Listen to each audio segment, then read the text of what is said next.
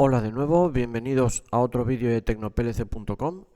Hoy os voy a hablar de las áreas de memoria de un PLC, las áreas de memoria en tu proyecto de TIA Portal y cuáles son las diferencias entre ellas y qué tenemos que tener en cuenta, ¿ok? Cuando estamos realizando un proyecto tenemos que tener muy en cuenta la ocupación de memoria del proyecto, dónde ver esa memoria, la ocupación, lo que tenemos libre, etcétera. Así que os voy a mostrar todo esto en este vídeo. Estáos atentos y allá vamos. En primer lugar, vamos a definir las diferentes áreas de memoria que tenemos en un PLC, ¿de acuerdo? Hay que saber que cuando ejecutas un programa dentro de TIA Portal y seleccionas un tipo de autómata para programarlo, cada modelo va a tener unas especificaciones de memoria. Es decir, que puede que elijas un PLC cuya memoria se te va a quedar corta porque tu proyecto va a ser muy extenso. Por ello, debes saber que un PLC tiene un área de memoria donde almacenar el programa, los datos utilizados y toda la configuración. Asimismo, dentro del PLC encontrarás las siguientes áreas de memoria. Área de memoria de carga, área de memoria de trabajo y área de memoria remanente. Muy importante, vamos a hacer una pequeña explicación. La memoria de carga es el área de memoria donde se va a guardar el programa que hemos hecho en TIA Portal, los datos que hemos creado durante la ejecución y la configuración del proyecto. Es más, cuando transferimos nuestro proyecto desde TIA Portal al PLC, el programa se almacena directamente en ese trozo de memoria. Si el programa es muy extenso, quizás consumas toda esa memoria de carga y por tanto no cabe el programa en el PLC. Por ello, puedes insertar una tarjeta de memoria, una memory card de Siemens, con lo cual nos servirá también como memoria de carga. Es decir, que hemos ampliado la memoria de carga con esta memory card que podemos insertar en el slot del PLC. Si se quita la alimentación de la CPU, la memoria de carga no se borra. Por lo tanto, cuando vuelva la conexión, el programa continuará dentro de nuestro PLC. Por ejemplo, en este proyecto que tenemos abierto, veis, en esta gráfica vemos que en memoria de carga tenemos un 46% utilizado. Por lo tanto, todavía nos queda bastante hueco para poder seguir con nuestro programa en ese proyecto. ¿Vale? Vamos a definir la memoria de trabajo. La memoria de trabajo sirve para almacenar ciertos datos donde se está ejecutando el programa de usuario. Es decir, nos va a servir para que la ejecución del programa se realice más rápida, ya que el PLC podrá acceder más rápidamente a esos datos que tiene ahí guardados. Si se quita la alimentación, este área de memoria de trabajo se borra, por lo que cuando vuelve la conexión, la CPU tendrá que volver a seleccionar esos datos que necesita para la memoria de trabajo. Ciertamente podemos ver qué cantidad de memoria de trabajo tiene cada bloque que hemos programado. Para ello tenemos que seleccionar el bloque que queramos conocer y con el botón derecho nos aparecerán todas sus características. Es decir, si tenemos un proyecto, podemos abrir bloques y, por ejemplo, este bloque de aquí, botón derecho, en propiedades, tenemos general, información, sellos de tiempo, configuración, compilación, perdonad, y en longitudes tenemos memoria de carga y memoria de trabajo. Eso es lo que ocupa realmente este bloque que hemos programado. Si cogemos otro bloque, el de alarmas, por ejemplo, ahí nos indica 9800 bytes, memoria de trabajo 423 bytes. Es decir, cada bloque va a tener una longitud determinada, que depende del código que le hayas introducido tú a ese bloque, claro, en la programación. Bien, vamos a definir memoria remanente. Memoria remanente es una parte de la memoria que conserva su valor cuando se desconecta la alimentación. Ciertamente es una parte de memoria de trabajo que puedes seleccionar manualmente para considerarla remanente y conserve su valor al desconectarse el PLC. Es decir, cuando la alimentación al PLC se restablece, esos valores remanentes se vuelven a colocar en esas zonas de memoria de trabajo. Esto básicamente lo encontramos dentro de los DBs de datos. Por ejemplo, si nos vamos aquí en este proyecto a este DB, por ejemplo, vemos cómo tiene una columna llamada remanencia. Si lo tienes activado, todos estos datos permanecerán en ese área remanente. Si vemos otro DB, por ejemplo, este DB de aquí, vemos como este no tiene seleccionado la columna de remanencia, por lo tanto, los datos que hayan dentro de este DB, de este DB1, no serán remanentes. Es decir, si quitamos la alimentación del PLC, este DB no lo va a guardar. Por lo tanto, se reiniciará cuando se le quite la alimentación al PLC. Básicamente. Esa es la definición de remanencia. Seguidamente vamos a definir las diferentes áreas de memoria en tu proyecto. El programa que hemos hecho en TIAportal lee y escribe en los datos almacenados de cada área de memoria. El programa utiliza estas direcciones para trabajar con la información almacenada en cada posición de esa memoria. Podemos diferenciar diferentes áreas de memoria, ¿de acuerdo? Una memoria de imagen de proceso de las entradas, una memoria de imagen de proceso de las salidas. ¿Qué hacen estas áreas de memoria? La CPU copia el estado de las entradas físicas, por ejemplo, en el caso de imagen de proceso de entradas, copia el estado de esas entradas físicas, ¿vale?, que tenemos cableadas, y las copia al área de memoria llamada I, al empezar un ciclo. ¿De acuerdo? La memoria de imagen de procesos de salidas, ¿qué ocurre? Que la CPU copia el estado de las salidas físicas al área de memoria llamado Q de nuestro proyecto. Después, esta memoria Q ya se utiliza en el proyecto, en cada ciclo de scan, para comprobar si la salida estaba activada o no, si ahora en este ciclo va a estar activada. Lo mismo con las entradas. Lee un ciclo de scan, revisa el área de memoria I. Si está activada, entonces la entrada seguirá activada en ese ciclo de scan y podrá seguir activando otro tipo de variables, etc. ¿Qué otra área de memoria podemos diferenciar en nuestros proyectos? El área de marcas. El programa lee y escribe los datos almacenados en las memorias M. A las memorias M se puede acceder desde cualquier bloque dentro del proyecto. Además, se pueden configurar para guardarse esos datos con una remanencia para evitar que se borren también. Las memorias M se utilizan mucho en los programas. Por ejemplo, en este de aquí, en este código, veis como M100.2, M100.3 se utilizan por todas las partes del programa. Junto con variables de DBs, junto con entradas físicas, se pueden activar esas marcas del área de memorias M.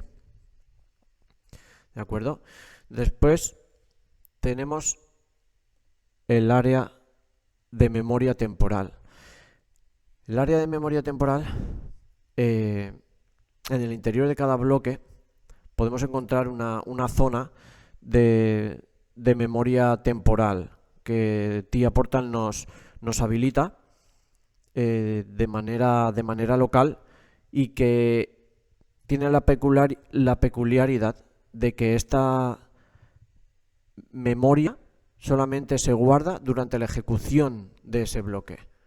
Es decir, que cuando se lea ese bloque de arriba hacia abajo, cuando finalice el bloque, ese área de memoria temporal se borra y se reasigna a otro bloque. ¿De acuerdo? Vamos a verlo en TIAportal. Entramos dentro de un bloque, por ejemplo el de alarmas, estamos dentro, y si bajamos esta pestaña de aquí, veremos cómo tenemos diversas características de esta función, y tenemos un bloque llamado, una alternativa, llamada temp. Estos son variables temporales dentro de este bloque. Es decir, dentro de este bloque FC que hemos creado, que se llama alarmas, podemos crear variables temporales. Temporal 1, temporal 2, etcétera, como del tipo booleano, de tipo int, como queramos. ¿De acuerdo? ¿Qué ocurre? Que estas memorias temporales las vamos a poder utilizar dentro de este bloque.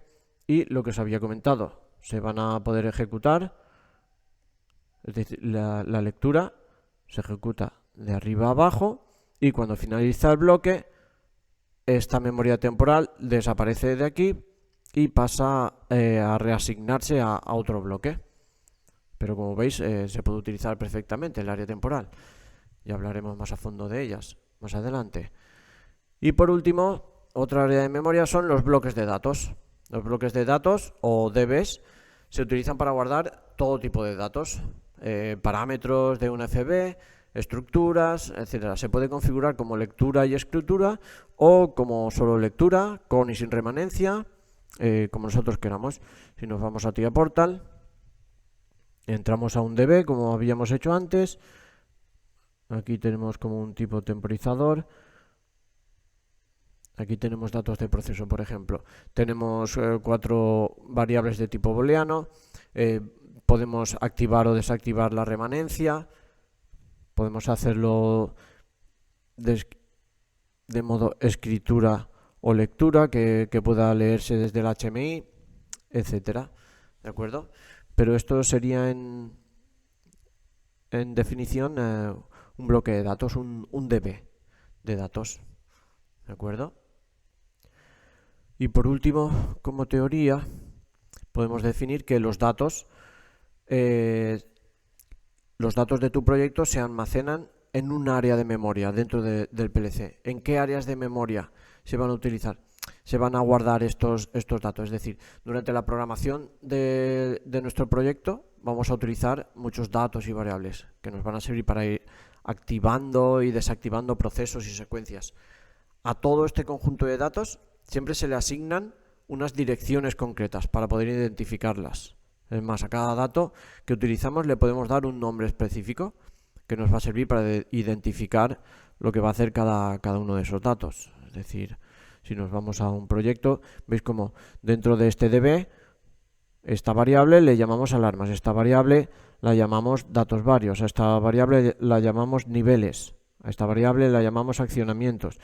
En marcas ocurre lo mismo. En marcas, a esta marca M le hemos llamado aux zumbador. Cada variable, digamos, tiene una identificación.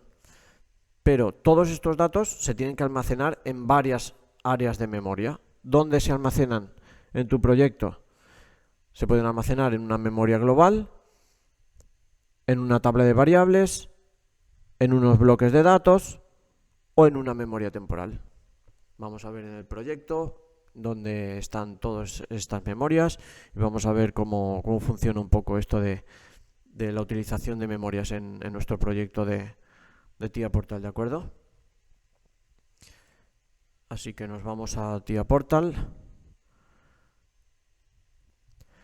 y vamos a ver en primer lugar los datos globales, el área de memoria global. ¿A qué nos referimos con memoria global? Nos referimos a los datos que se generan y pueden ser utilizados en todos los bloques del programa. Es decir, se puede crear un dato en un bloque y ese mismo dato lo vamos a poder utilizar en otro bloque diferente. Por ejemplo, esta marca de aquí, aux zumbador, es una marca M, la podemos utilizar en este bloque de alarmas o en cualquier otro bloque. Por ejemplo, abrimos otro bloque,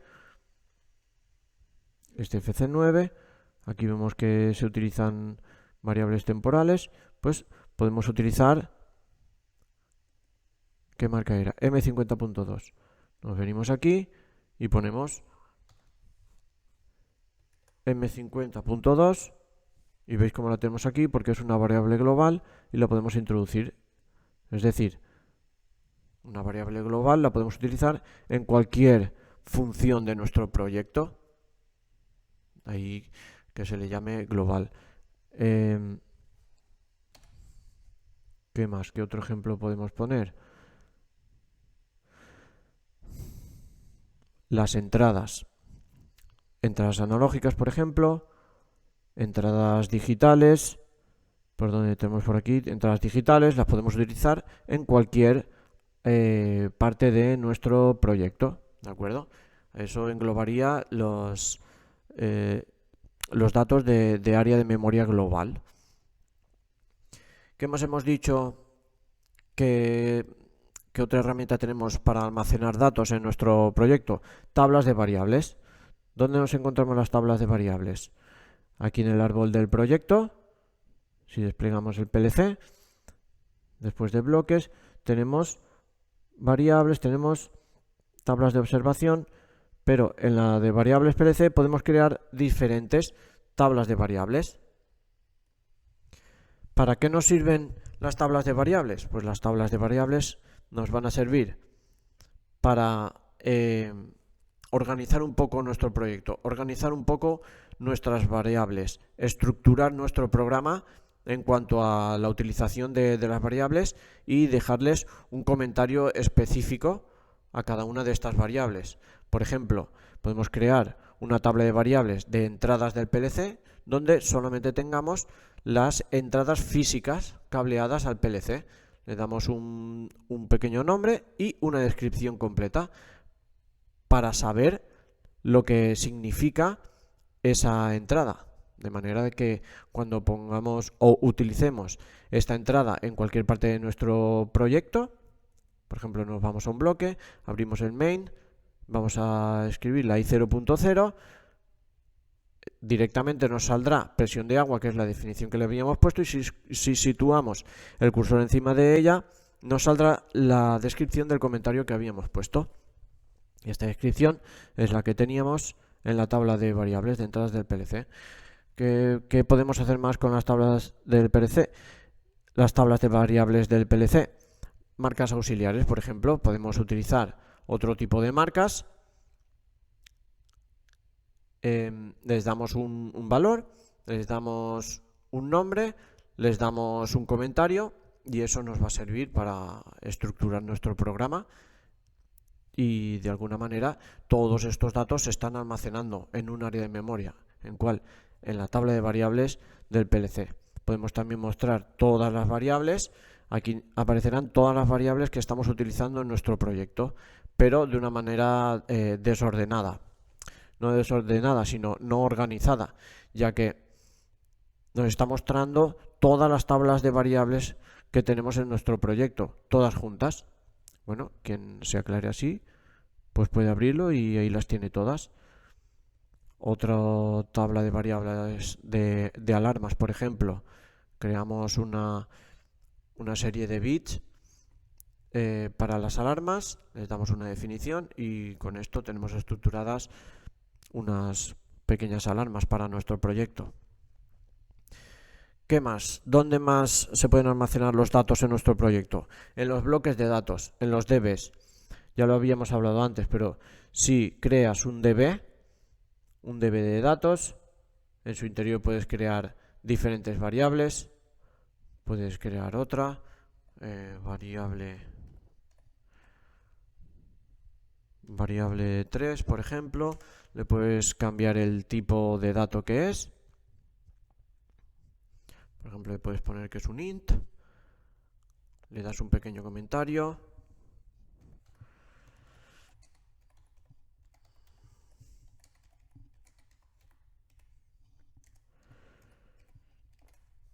Un pequeño comentario y ahí lo tenemos. Puedes seleccionar si es remanente o no es remanente.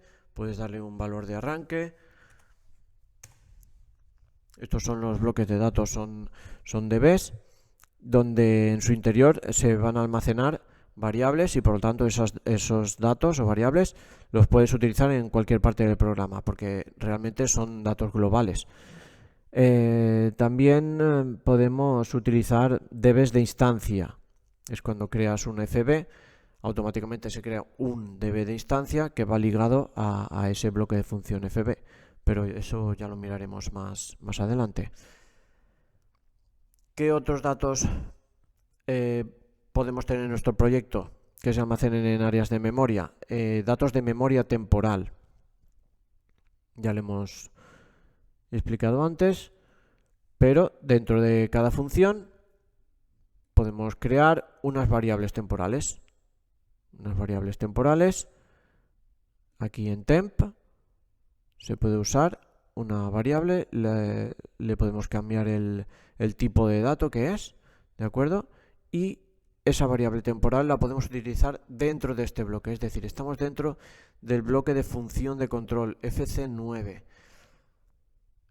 Hemos creado una variable temporal 1. Esta variable temporal 1 solamente se puede utilizar dentro de este bloque. De hecho, si te vas a otro bloque, temporal 1, ¿de acuerdo? Te vas a otro bloque, este de aquí, creamos un segmento nuevo y vamos a crear un contacto. Vamos a intentar buscar temporal 1. ¿Veis cómo TIAPortal no lo encuentra? ¿Por qué? Porque dentro de esta función no hay ninguna variable creada como temporal 1. Es decir, la habíamos creado como una variable temporal dentro del otro bloque, pero en este bloque no existe. Solamente existe donde la hayamos creado. Por eso se llama variable temporal. A continuación vamos a ver cómo puedes conocer qué memoria puede soportar el PLC con el que estás trabajando. Es decir, cada PLC, cada modelo de PLC tiene una referencia y cada referencia de PLC tiene un límite de memoria, ¿de acuerdo? ¿Dónde podemos ver esta memoria? Podemos verlo en la configuración de dispositivos de nuestro proyecto. Como veis aquí hemos configurado una CPU 1214. Abrimos configuración de dispositivos, seleccionamos el PLC, nos vamos a propiedades, en general, información del proyecto e información del catálogo. Aquí podremos ver las características de memoria que tiene este PLC en concreto. Este PLC en concreto es una CPU 1214, una referencia 1214 1AG40, 0xb0, y en la descripción nos pone que la memoria de trabajo son de 100K. Si cambiáramos el modelo de PLC, aquí en la descripción encontraríamos que la memoria de trabajo sería una ocupación de memoria diferente, mayor o menor, depende del PLC. Seguramente si te vayas a una CPU 1212, la memoria de trabajo sea mucho menor. ¿De acuerdo? Así que de esta manera podéis ver la memoria que va a soportar vuestro PLC. Recordad también que tenéis una tarjeta de memoria que podéis insertar en el slot de vuestro PLC. Si ampliamos aquí la imagen, veréis como aquí tenemos un slot para colocar una tarjeta de memoria, y con esta tarjeta de memoria se puede ampliar la memoria de carga, no la de trabajo, ¿de acuerdo? La memoria de carga, que es la que cargamos al PLC, es donde se va a guardar el programa. Pero la memoria de trabajo es la que te indica la descripción de esa referencia exacta de Siemens. ¿De acuerdo? Y ahora por último vamos a ver cómo podemos observar la memoria que ocupa nuestro proyecto en tiempo real en el PLC. Es decir, hemos hecho un proyecto más o menos grande, pero no sabemos cómo vamos de ocupación. ¿Nos va a caber en el PLC? ¿No nos va a caber? ¿Estamos haciéndolo bien? Bueno, pues vamos a, en primer lugar, ponernos online con la CPU, ¿de acuerdo? Iniciamos una conexión con la CPU. Yo lo voy a hacer en PLC Sim, pero si tienes un PLC en tu mesa, te puedes conectar fácilmente también. Nos conectamos.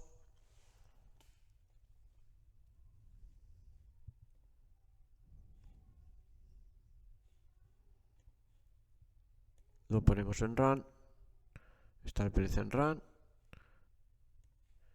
y establecemos la conexión, ¿de acuerdo? Ya estamos en conexión y ahora tenemos que ir a Online y Diagnóstico para ver qué memoria hemos ocupado en nuestro PLC. Tenemos acceso online en Diagnóstico, General, Tiempo de ciclo y Memoria. En el apartado de Memoria podemos ver cómo tenemos distribuido nuestro proyecto. En memoria de carga tenemos un 3% ocupado, en memoria de trabajo tenemos un 3% ocupado y en memoria remanente tenemos un 0,35% ocupado. ¿Por qué tampoco? Porque este proyecto no es muy extenso, se ha utilizado poco código, hay pocos debes de datos, hay pocas variables utilizadas, etcétera. Por lo tanto, vamos sobrados en este proyecto y el PLC está sobredimensionado para las características de este proyecto, porque como podéis ver tenemos un 97% libre prácticamente. ¿Cómo podemos ver otra forma de ver esta memoria que tenemos ocupada? En herramientas online, si pinchamos, tenemos tiempo de ciclo y memoria. Si los abrimos, vamos a ver las barras de memoria ocupada y memoria libre. Como veis, tenemos un 97% de memoria de carga libre, 97% de memoria de trabajo libre y de remanencia más de lo mismo. Es decir que este PLC, por ejemplo, estaría sobredimensionado para este proyecto. Podríamos utilizar un PLC, una referencia menor para poder utilizar y conducir este proyecto pequeño. Sin embargo, ¿qué ocurre en estos casos? El otro proyecto que os había mostrado antes. En el otro proyecto tenemos una memoria de carga de un 46%. Ahí ya estamos, no al límite, pero estamos casi a la mitad.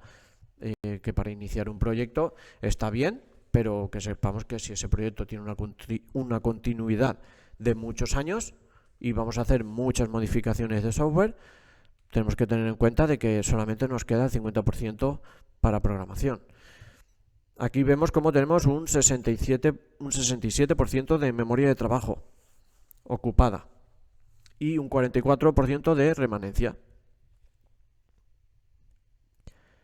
Estamos dentro de los límites, estamos bien, la CPU está bien acoplada, es decir, tú realizas un proyecto extenso y cuando lo finalizas tienes una memoria libre, es un dato bueno, porque para futuras modificaciones sabes que no vas a tener problemas y vas a poder modificar el programa correctamente y sin ningún tipo de problema. Así que con esto dejo por zanjada la información de áreas de memoria del PLC. Espero que se os haya quedado claro. Importante dónde ver esa área de memoria de vuestro proyecto. Si os conectáis online podéis ver esa zona de memoria. Así que espero que os haya gustado. En la página web podéis ver el artículo al completo, ¿de acuerdo? Se llama áreas de memoria. Si entráis a la página web lo veréis, tenéis el índice, podéis ver y tenéis todas las definiciones, etcétera, con imágenes paso a paso, lo que os he estado explicando.